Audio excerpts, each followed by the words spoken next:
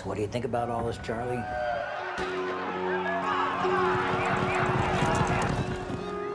What do you mean? You know, working the backside, being here in the asshole or nowhere. I like working the horses. What's this one's name? Pete. I mean, I think everyone can relate to struggling and to some degree, and I think this was getting to not only display, you know, how difficult it is to struggle with things such as grief and whether it be grief or loss in general and, you know, isolation, but I think also to get to portray a character who is so strong in the midst of all of that and is also battling not only having to be strong, but also the instinct to run and how terrifying it can be to live with that. I felt really, and to do so in such a truthful way, and I really credit the director who also wrote the screenplay of being able to create that story in such a truthful way, because I think it's a hard thing to do, especially with a subject like that. But I was so privileged to get to do it, honestly. And here's number 6, lead on Pete. You won, right? Yes. Look, if we're gonna be working together, you gotta get some manners. And you gotta chew your food. What does your mom say? I don't know her. Well, does your dad have any manners? I don't know, I guess I haven't really noticed. You gonna be okay on your own today? Yeah. Did your mom leave you or something? Yeah. Personally, I saw someone a character that didn't know how to ask for support or even recognize when support was given to them. I think that really relates with our young leaders when that you've got a lot of going on, you've got like grief, stress, and to know when people are helping you. Is that something that was clear in the script that came across, or was that a kind of combination through acting with your colleagues? Absolutely, and it's interesting, I get asked a lot of times, you know, because a lot of people identify the character of Charlie, you know, as eventually someone who's homeless, and I get asked a lot of times, you know, did you talk to any young people who, you know, grew up homeless or anything? And I say no, because I think Charlie himself doesn't identify as someone who is homeless, and I think that's a point in the film that I think is particularly heartbreaking when someone does tell him that that's his reality, and he refuses to accept it, because I think it goes so quickly for him, the whole process, and he's just desperately trying to grasp onto anything, any form of stability, and whether that comes in the form of a person or an animal or really, really anything, and refuses to accept his reality, because that's so terrifying. And I think that you know, that was something that absolutely came through in the script and the book that it's based on as well, you know, of just how terrifying that is to embrace that, and how he really will do anything to run from it.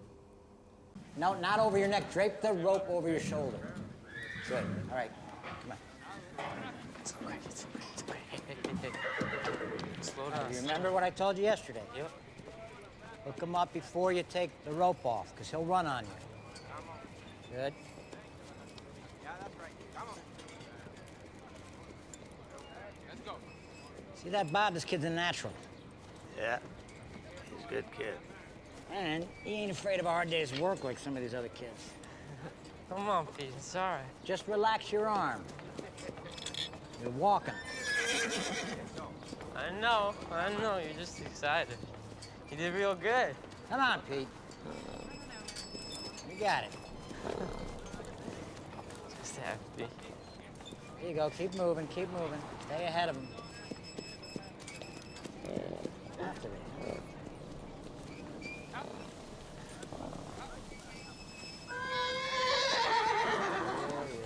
You singing a song?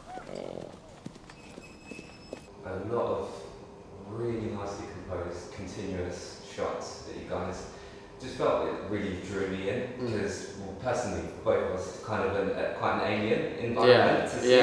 So it felt really pulled into kind of the pace of life, and just was that difficult to act in those scenes, in those setups, or did that kind of make it truer to the character? Did it help you stay in character? It did, I think, absolutely. And I come from a theater background, and so for me, it was actually a lot easier for me to for them to not be calling cut and for us to not be doing it 50 times, because the way that I'm just used to it all running as one anyway. And so it was really then, and that's credit to the director, Andrew, who, that's just the way he likes to shoot it. He really, if he can shoot it in one shot, he will. And for me as an actor, it gave us the time and the space to be able to try it as many times as we wanted and experiment with different things. This is a cheeky question. This is because we'd like to know. What was it like being on those sets, in those setups? Was it? You said you're coming from a theatre background. Was it?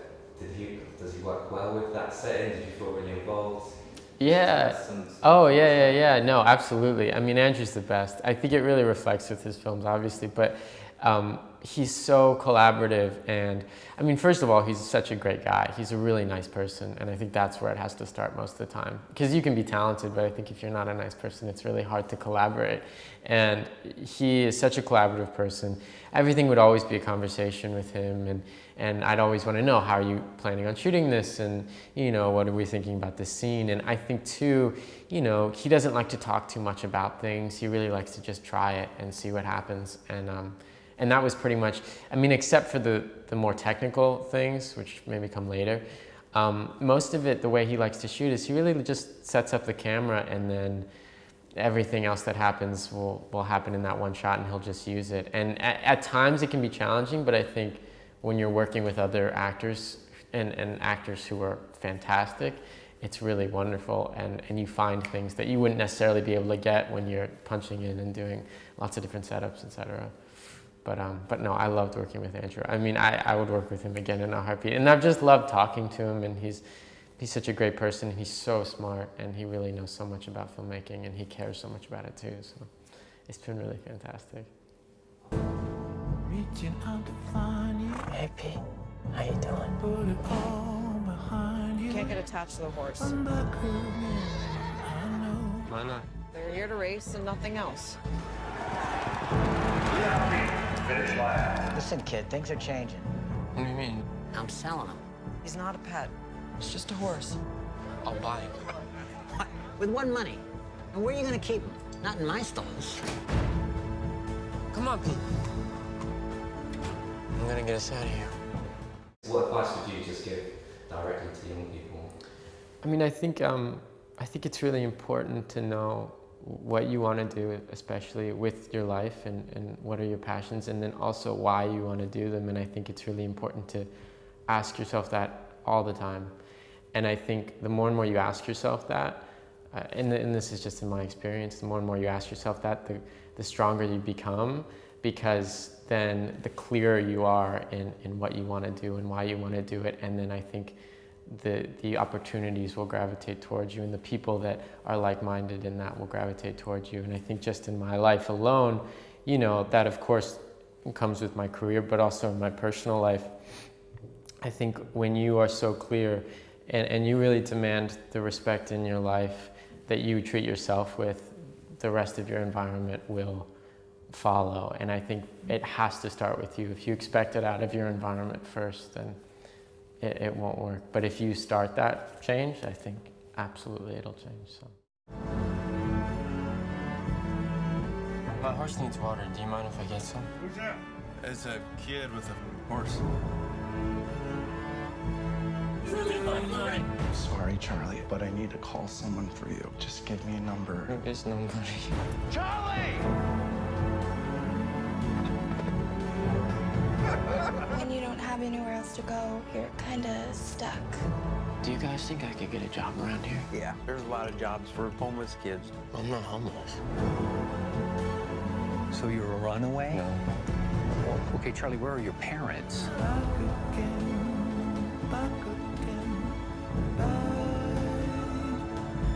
You gonna get on him next? He's not for riding.